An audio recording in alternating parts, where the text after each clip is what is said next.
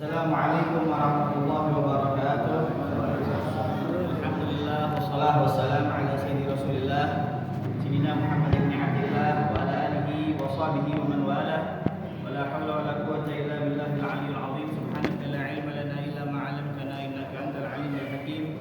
Rabbi shrah li sadri wa yassir li amri wahlul 'uqdatam min lisani yafqahu qawli wa shaddid bihi lisani wahdi qalbi bi jahin Nabi Muhammad sallallahu alaihi wasallam wa alihi washabihi.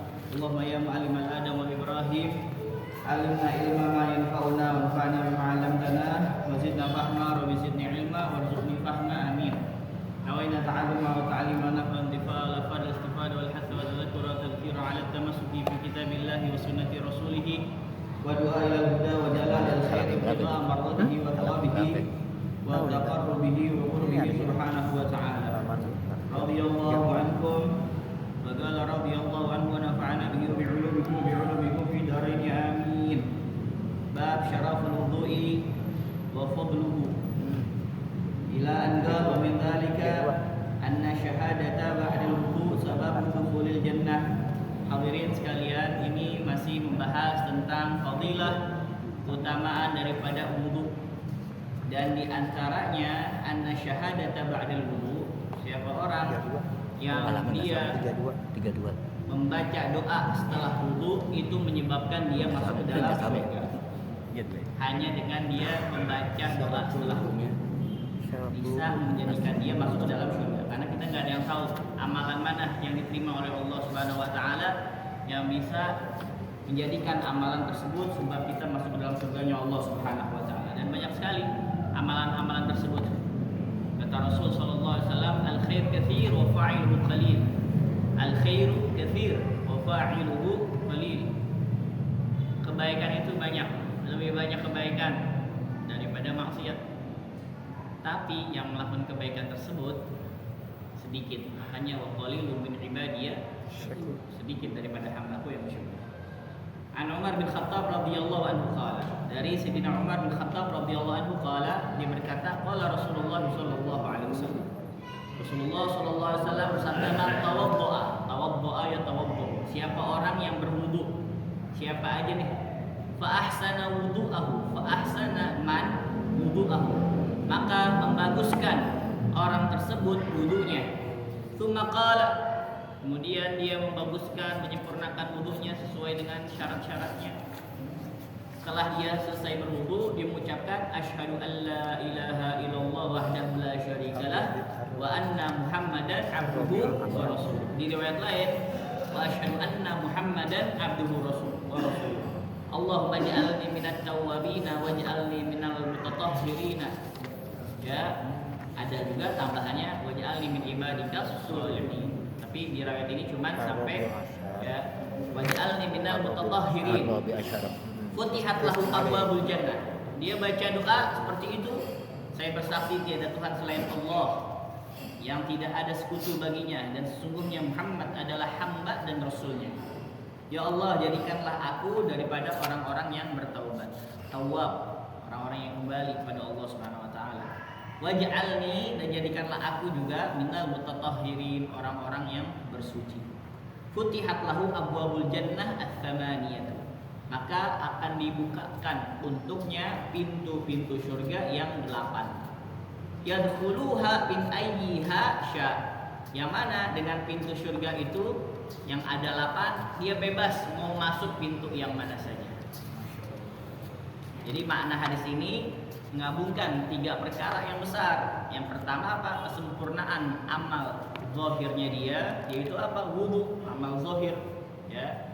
Gitu juga kesempurnaan tauhid, mengesahkan Allah Subhanahu wa taala dengan dia bersyahadat asyhadu an la ilaha illallah wahdahu la syarikalah wa anna muhammadan abduhu wa rasuluh.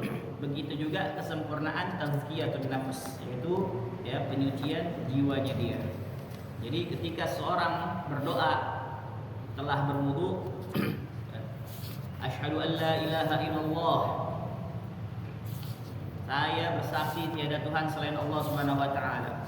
Nah, ini Al-Imam An-Nawawi di dalam syarahnya beliau mengatakan wa fi hadzal hadis fadlu dzikri aqibal wudu wa fadlu tahlil. Dalam hadis ini terdapat keutamaan berzikir setelah wudu dan keutamaan kalimat tauhid. afdalu ma qultu ana wa nabiyyuna min qabli la ilaha illallah Muhammadur Rasulullah wahdahu la syarikalah esa tidak ada yang menyekutuinya esa zatnya sifatnya perbuatannya ibadah kepada Allah Subhanahu wa taala. Makanya Imam Ibn Rajab Al-Hambali mengatakan at-tauhid miftahul jannah. Tauhid itu kuncinya surga, mengesahkan Allah Subhanahu wa taala kuncinya surga, dan Rasul sallallahu alaihi wasallam bersabda miftahul jannah la ilaha illallah. Ada statement syubhat. Syubhat itu statement yang bikin umat bingung, yang dikeluarkan difatwakan oleh tokoh-tokoh agama, tokoh-tokoh yang menganggap bahwasanya dia ini alim, ulama. Padahal kata Rasul SAW, akhafu ma akhwafu ala ummati kullu munafiq alim lisan. Yang paling saya takutkan daripada umatku orang-orang munafik yang pandai bersilat lidah. Pandai dia, ngomong tuh pandai. Padahal menyesatkan, ballu wa adall. Dia sesat dan menyesatkan. Dia bilang apa? Ya, setiap agama, setiap orang yang mempunyai agama, entah itu mau Nasoro, mau Yahudi, mau Buddha, mau Hindu, semuanya, kalau dia benar-benar mengikuti tuntunan agamanya, maka dia bakal masuk ke dalam surga. Ada syubhat seperti itu, statement-statement kayak gitu, nggak bisa. Inna dina indallahil Islam. Agama di sisi Allah itu hanya Islam. Selain Islam, kufur, kafir, millatun wahidah. Ya, kafir itu millatun wahidah. Mau bentuknya kayak apa, namanya kayak apa, selain Islam itu kafir. Itu kepercayaan kita, keyakinan kita sebagai seorang muslim. Makanya agama yang benar itu agama Islam, bukan agama yang paling benar. Kalau agama, kita ngomong agama paling benar, berarti nanti di sana ada agama yang benar juga. Tapi Islam adalah agama yang benar. Itu menurut keyakinan saya sebagai seorang muslim. Lakum dinukum waliyadin. Khalas, inna dinna indallahi Islam. Wah, ente enggak toleransi, ente anti Bhinneka Tunggal Ika, anti Pancasila. Lah ini ya, lakum dinukum waliyadin. Ini saya seperti ini ya. Islam agama yang benar. Ya, kalau saya mengatakan Islam agama yang paling benar, berarti di sana nanti ada agama yang benar.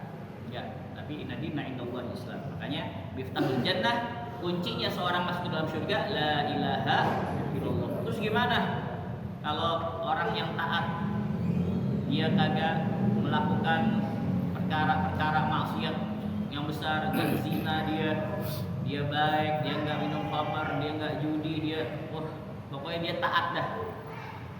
Maka dia langsung diberikan balasannya oleh Allah Subhanahu wa taala di dunia. Sampai di akhirat udah kagak ada lagi. Makanya mereka mengatakan ya laitani kuntu turaba. Aduh, coba ya saya menjadi debu aja. Ada di dalam Al-Qur'an, rubbama yawaddul ladina kafaru law kanu muslimin. Sering banget orang-orang kafir itu, seandainya dulu saya di dunia menjadi seorang muslim. Ya, ketika di akhirat nanti, ketika semua orang Islam dimasukkan Allah SWT ke dalam surga, dan orang yang terakhir mau masuk ke dalam surga ditutup udah rapat-rapat pintu surga. Nah, disitulah orang-orang kafir mengatakan, aduh, sekiranya dulu kita di dunia dahulu menjadi seorang muslim, khalidina fiha abada, ya, di neraka itu selama-lamanya. Wa asyhadu anna Muhammadan abduhu wa rasuluh. Itu juga apa? Dan saya bersaksi bahwasanya Nabi Muhammad SAW adalah hambanya dan rasulnya. Hambanya dan rasulnya. Abd, ya, seorang hamba. Ya. Rasulullah SAW adalah seorang hamba, wa rasuluh, dan utusannya. Kenapa kita setelah wudu disunahkan untuk membaca syahadat, doa asyhadu an la ilaha illallah wa la syarika lahu wa anna Muhammadan abduhu wa rasuluh? Al-Imam Al-Hafidz Ibn Hajar Al-Asqalani di dalam Fathul Bari beliau menjelaskan karena wudu itu adalah apa? Penyucian lahir. Sedangkan tauhid, mengesahkan Allah, asyhadu an la ilaha illallah wa anna Muhammadan rasulullah, adalah penyucian batin. Maka ketika selesai kita menyucikan anggota badan, maka seorang muslim menyucikan hati dengan kalimat tauhid. Allahumma ja'alni minat tawwabin. Ya Allah, jadikanlah aku termasuk orang-orang yang bertaubat. Karena apa? innallaha yuhibbut tawwabin. Allah cinta orang-orang yang bertaubat. Bukan sekedar orang yang pernah bertaubat, tapi benar-benar taubatnya terus-menerus taubat. Jadi kata Imam Al-Qurtubi, at-tawwab, orang yang bertaubat itu siapa? Walladzi kullama adnaba taba. Mereka itu setiap kali dia dosa langsung kembali kepada Allah Subhanahu wa taala. Taubat pada Allah Subhanahu wa taala, istighfar, minta ampun sama Allah Subhanahu wa taala. Allahumma waj'alni minal mutatahhirin.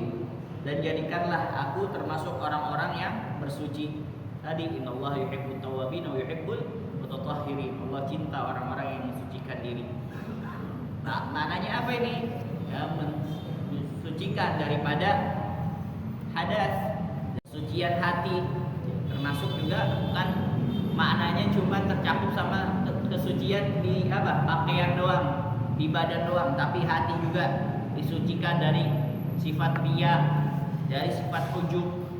Ujub, dia bangga dengan dirinya, yang lainnya di bawahnya dia merasa ujub dengan dirinya, bangga. Hasad, iri dengki, takabur, sombong, ya begitu juga ada sifat nifaq, munafik. Ya, sifat nifaq itu apabila dia berbeda di satu tempat dengan tempat lain. Dia ketika seseorang di satu majelis dengan satu muka dan di majelis lain dengan satu muka yang lain. Di antaranya apa? Ya, di antaranya ketika di halayak ramai dia seakan-akan seorang yang masya Allah, ya, seorang yang soleh. Tapi ketika dia sudah sendirian, tidak ada orang yang melihat dia kecuali Allah Subhanahu wa taala, dia berubah, ya, menjadi orang-orang yang jauh dari Allah Subhanahu wa taala, berani bahkan pada Allah Subhanahu wa taala bermaksiat terang-terangan pada Allah Subhanahu wa taala kalau kagak ada orang yang melihat dia. Itu tanda-tanda munafik.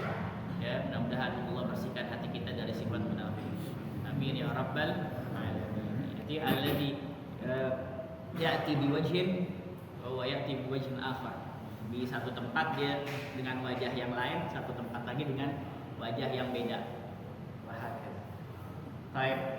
Terus yang ketiga apa? Karena di situ ada apa? Kesucian amal. Pertama kesucian badan, kedua kesucian hati, dan ketiga ada kesucian amal. Waj'alni minal mutatahhirin. Dari apa? Dari sifat, dari perbuatan syirik. Ya, karena kata Imam Ibnu Qayyim, dia mengatakan at-taharatu taharatani. Kesucian itu ada dua, taharatul abdan wa taharatul qulub, yaitu kesucian badan dan kesucian hati. Kenapa kok digabung antara taubat dengan taharah? Allah waj'alni minat tawwabin, ya Allah jadikanlah saya termasuk orang-orang yang bertaubat. Waj'alni minal mutatahhirin, dan jadikanlah saya orang-orang yang tahir, orang-orang yang suci. Kenapa kok digabung antara taubat dan taharah? Ya, di sini para ulama menjelaskan karena manusia itu memiliki dua jenis kotoran. Manusia memiliki dua jenis kotoran. Pertama kotoran yang zahir, yang mana kotoran zahir itu bisa dibersihkan dengan air. Bisa dibersihkan dengan air. Dan kotoran yang batin, ini kotoran yang batin yang nggak bisa kita lihat ya, yang nggak bisa kita lihat tapi bisa kita rasakan. Gimana bisa dirasakan? Iya, malas ibadah. Itu sebab banyaknya kotoran yang menumpuk di dalam hati kita. Malas ibadah, nggak semangat bawaannya, nggak ada gairah dah. Ya, itu sebab banyaknya dosa. Dah dibersihkan dengan apa? Dengan taubat. Dengan taubat pada Allah Subhanahu wa taala, maka doa ini nih menggabungkan antara taubat hati, begitu juga kesucian badan kita. Dan kenapa kok ya futihat lahu abwabul jannah tsamaniyatu yadkhuluha min ayyiha syaa. Akan dibukakan untuknya pintu-pintu surga yang 8. Jadi pintu surga ada 8, pintu neraka ada 7. Insyaallah nanti kita jelaskan kenapa kok pintu surga bisa 8, pintu neraka bisa 7. Baik, yadkhuluha min ayyiha syaa. Ya. Jadi dibukakan 8 pintu surga. Hada jazaa'un 'azimun 'ala 'amalin yasir, kata Imam Nawawi. Ini adalah balasan yang sangat besar untuk amalan yang ringan, termasuk istimewaan umatnya Nabi Muhammad Sallallahu Alaihi Wasallam. Jadi amalan-amalan kecil, ya amalan-amalan kecil, tapi pahalanya begitu besar. Itu khusus untuk umatnya Nabi Muhammad Sallallahu Alaihi Wasallam. Dan pintu surga itu ada 8 dan ada apa? Sifat-sifat penghuninya. dan syarat orang-orang memasukinya. Jadi di dalam hadis disebutkan fil jannah tamaniyatu abwab, di surga itu terdapat 8 pintu. Nah, itu pintu-pintu VIP itu. Pintu-pintu VIP. Ya, mudah-mudahan kita masuk dari antara salah satu daripada 8 pintu tersebut. Atau kalau mau terserah 8 pintu yang mana aja. Ya, sebagaimana yang dalam hadis ini. Gitu juga orang al-mar'atus shalihah.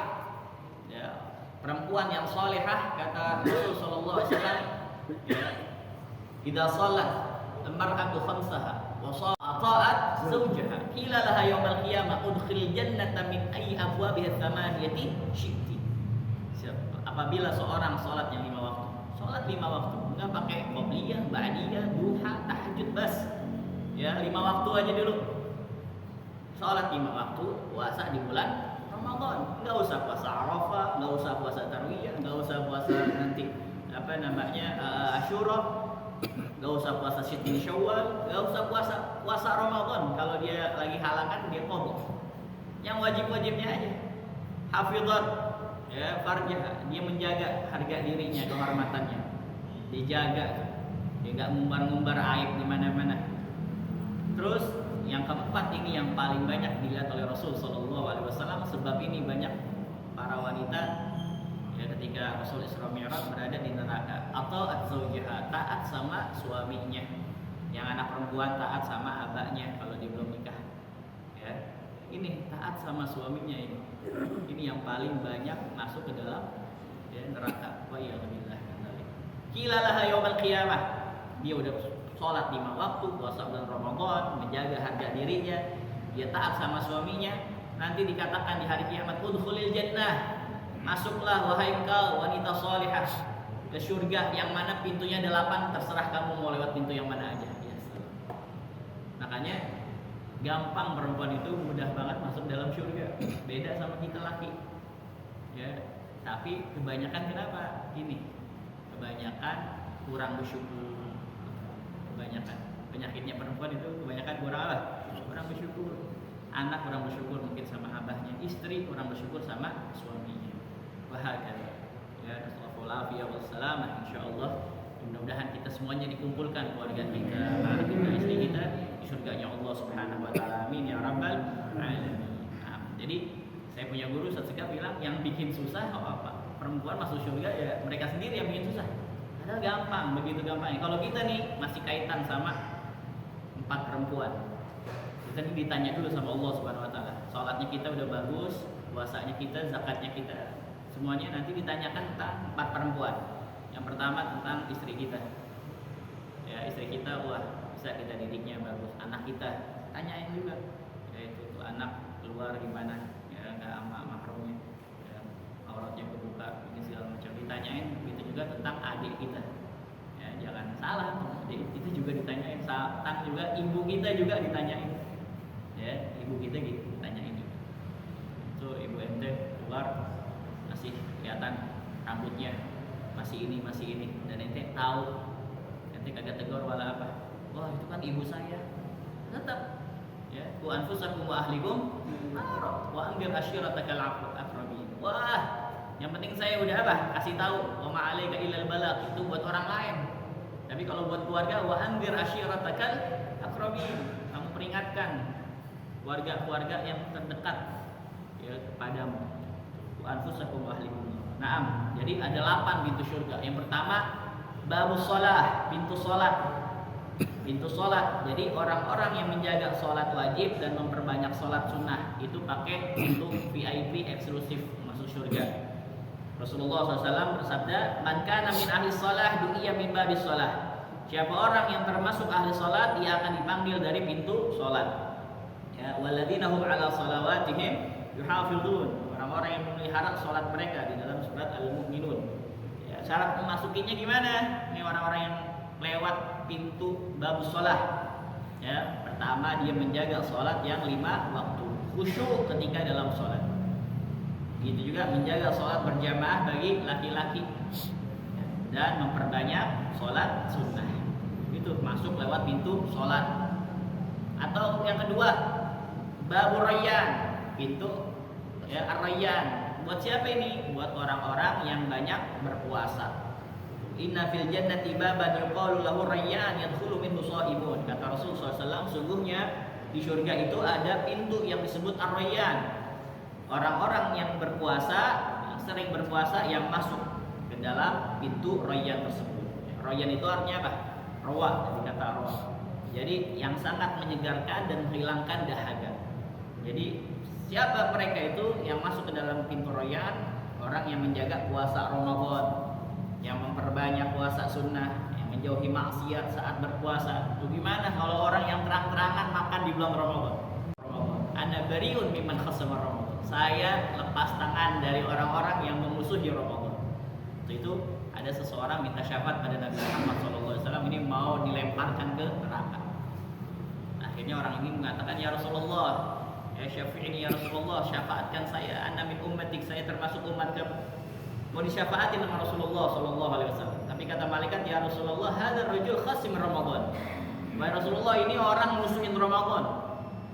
Ya, gimana cara musuhinnya? Ya orang-orang lagi puasa dia terang-terangan makan minum, seakan-akan puasa wajib buat ente, buat aneh kagak biasa. Seakan-akan dia apa? Berani untuk menentang apa? Syariat Allah Subhanahu wa taala, kewajiban yang Allah Subhanahu wa taala wajibkan kepada kita. Maka kata Rasulullah SAW, ana bariun mimman khasama Ramadan. Saya lepas tangan, enggak ikut-ikut sama orang-orang yang musuhin bahagia. Dan yang nomor 3 apa? Babus sedekah, pintu sedekah. Ya, orang-orang yang gemar apa? Orang yang gemar sedekah, man kana min ahli sedekah du'iya min babis sedekah. Barang siapa termasuk orang yang gemar bersedekah, maka ia akan dipanggil dari pintu sedekah.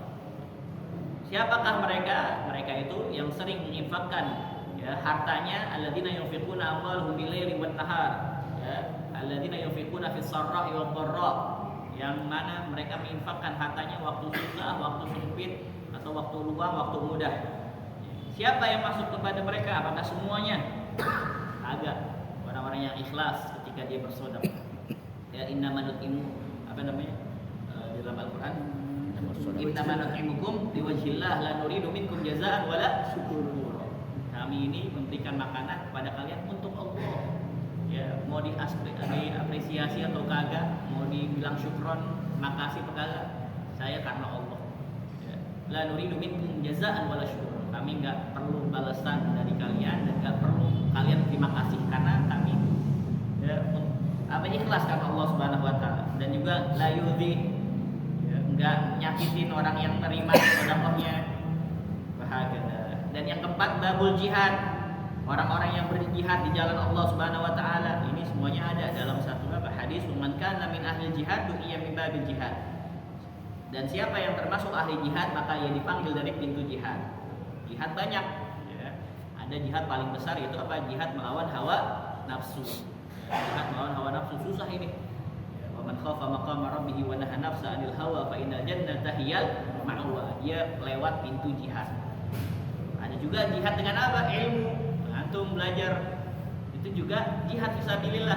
Siapa orang yang keluar dari rumahnya untuk belajar ilmu agama, bahwa fisabilillah hatta raja, maka dia di jalan Allah Subhanahu wa taala sampai dia pulang ke rumah. Bahagia. Begitu juga jihad ketika kita membela ya agama Islam, membela kaum muslimin.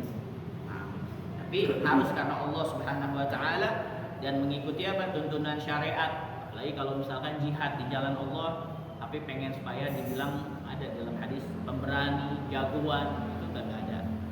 Pahalanya ketika dia mati, ya, orang-orang anggap dia itu adalah mujahid, orang yang syahid. Padahal dia itu cuma syahid di dunia, syahid dianggapnya di dunia aja, di akhirat ya bukan dikatakan syahid. Ya, di dalam hadis sebutkan kamu ini ketika jihad itu supaya orang-orang bilang kamu ini jagoan, kamu ini ya, berani dan lain sebagainya, bukan karena Allah Subhanahu wa taala. Dan yang nomor 5 pintunya apa? Babul kadhibinal ghaid wal 'afina 'anil nas. Pintu orang yang mampu menahan marah dan pemaaf. Jadi sebagian ulama menyebutkan adanya pintu khusus bagi orang yang memiliki sifat ini, wal kadhibinal ghaid wal 'afina 'anil nas. Orang-orang yang menahan amarahnya dan maafkan manusia. Dia bisa marah, emosi, dikatain, dia dihina, dicaci maki, emosi, dia marah, tapi dia lebih memilih untuk menahan amarahnya. Apalagi sama orang yang apa? Yang mampu dia balas. Ada misalkan ya, anak kecil nimpukin pakai batu, ya kita bisa aja nyamperin, kita gampar aja bisa. Tapi kita apa? Malah nahan. Ya, kecuali yang nimpukin gitu yang bodohnya kayak Adirai semua. Mendingan kita kabur dah. Ya, kalau marah juga ntar juga habis nih babak belur. Nah ini anak-anak kecil misalkan gitu, atau orang-orang yang lemah gitu, kita mampu balas, tapi kita lebih memilih untuk menahan amarahnya. Dan orang ini nggak mudah marah, ya. Yang nggak mudah marah dan mudah memaafkan, itu sebaik-baiknya orang, ya, nggak mudah marah dan kalau orang minta maaf cepat langsung maafin. Makanya ada dulu sahabat namanya Abi Dhamdham. Kata Rasul SAW, ayat juzu ahadukum misla Abi Dhamdham. Apakah bisa di antara kalian yang seperti Abi Dhamdham? Abi Dhamdham itu mohon maaf, sahabat Rasul SAW, tapi mukanya enggak good looking gitu ya. Pokoknya enggak enak gitu. Ala kulli hal, ya, dia ini sebelum keluar sampai Rasulullah menyuruh supaya ada yang bisa seperti Abi Dhamdham. Gimana dia kok bisa sampai dipuji Rasulullah SAW sampai orang lain supaya bisa kayak Abi Dhamdham? Karena dia ini sebelum keluar rumah dia mengatakan, ya Allah, saya halalkan orang-orang yang mau mencaci maki saya, yang ngatain saya, yang hina saya, yang rendahin saya ketika saya nanti di jalan, saya udah halalin diri saya untuk mereka. Sebelum mereka minta maaf, saya udah maafin, ya Allah. Masya Allah. Itu Abi Dhamdham. Ya. Jadi apa? Ya sebaik-baiknya orang yang nggak mudah marah, ya, nggak mudah marah. Tapi kalau ada orang minta maaf sama dia langsung dimaafin.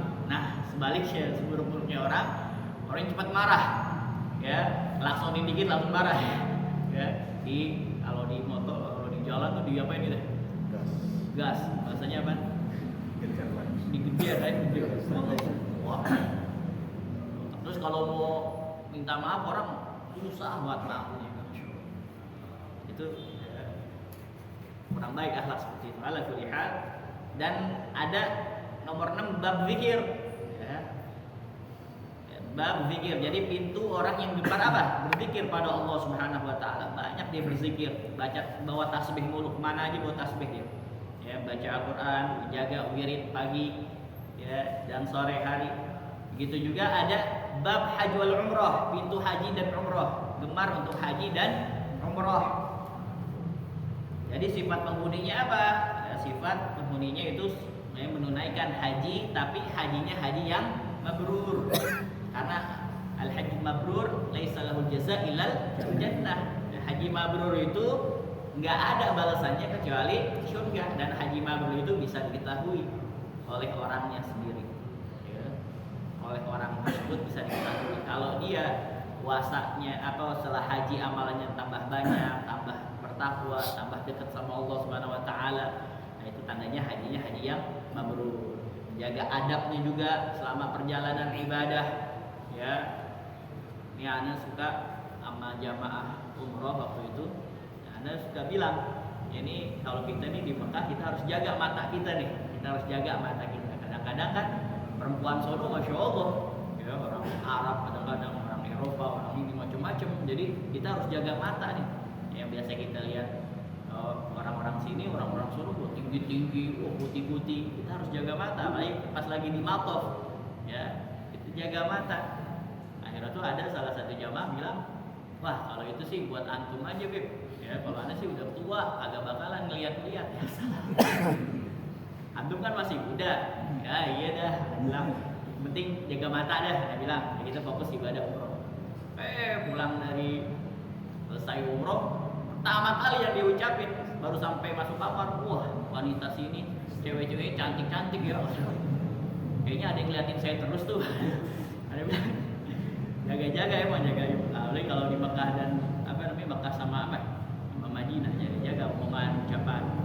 Ada yang punya jamaah waktu itu bilang, ini burung segini banyak, ya, burung segini banyak, kagak ada yang buang kotoran ya, kagak ada yang buang kotoran.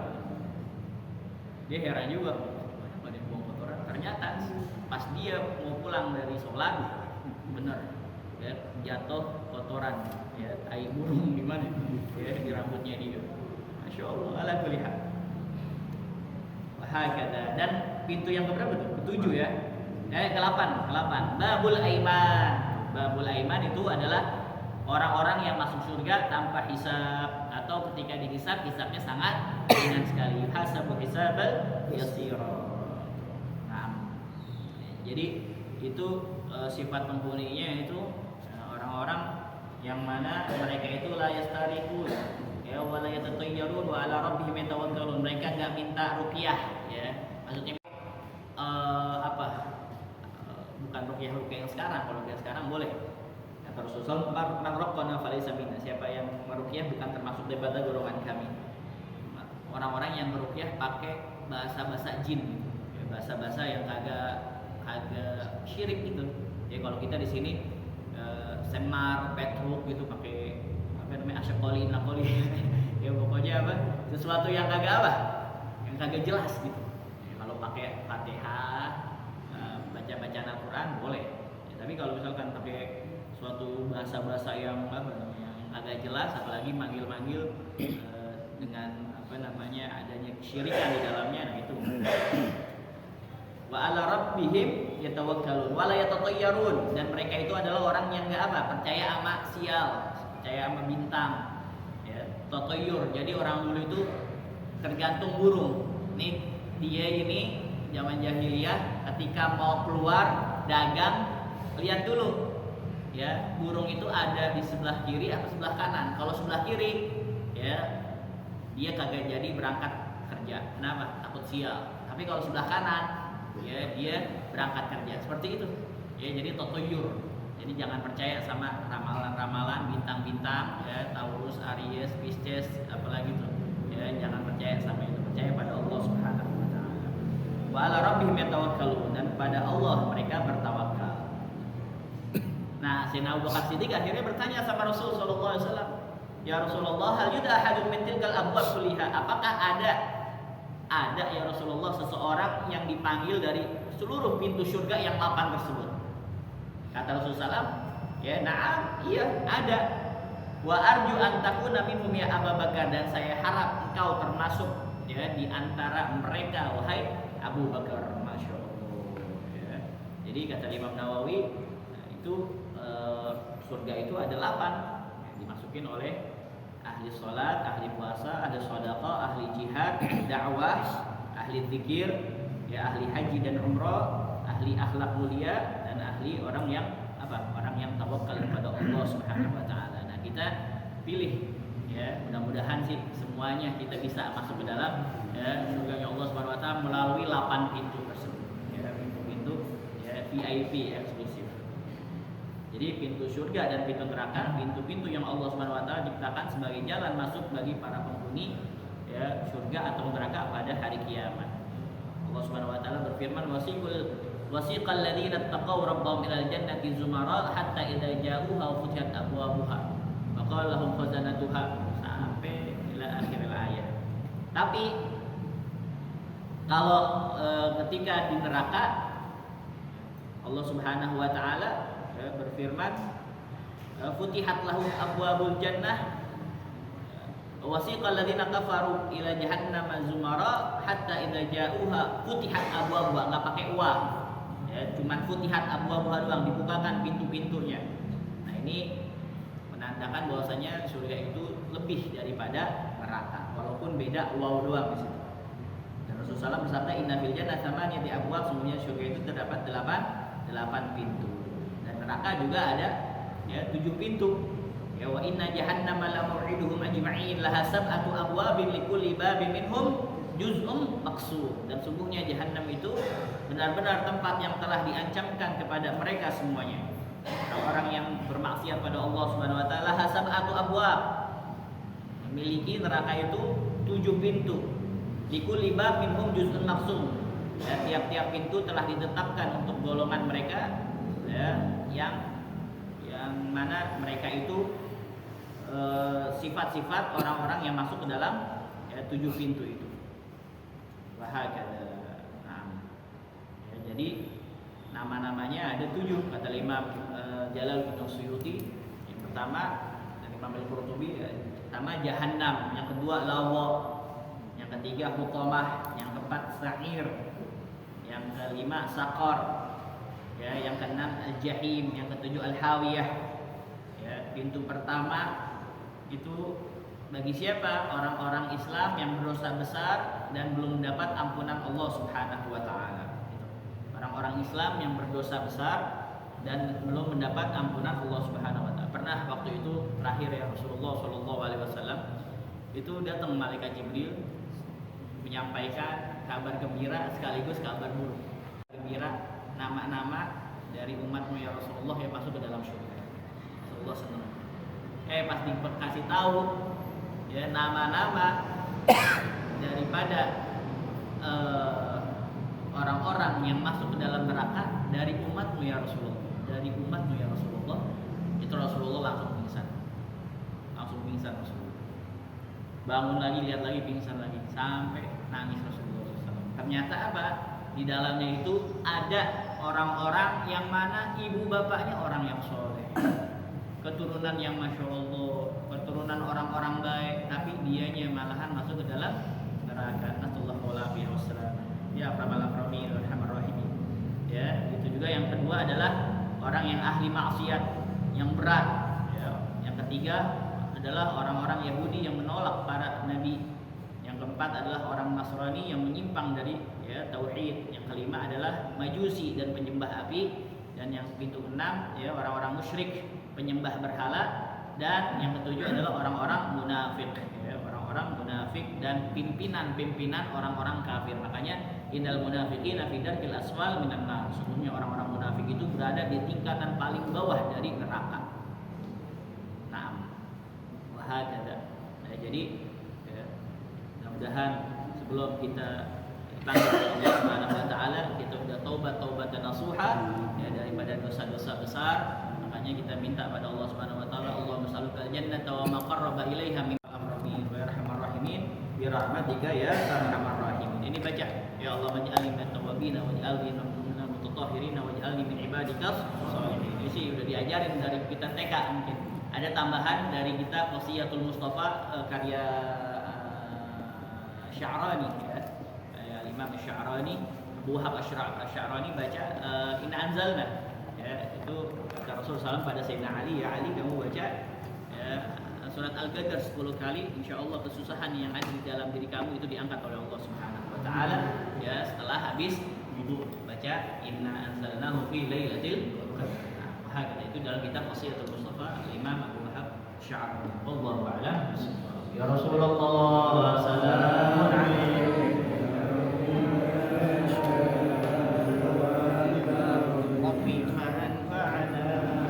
Baru kami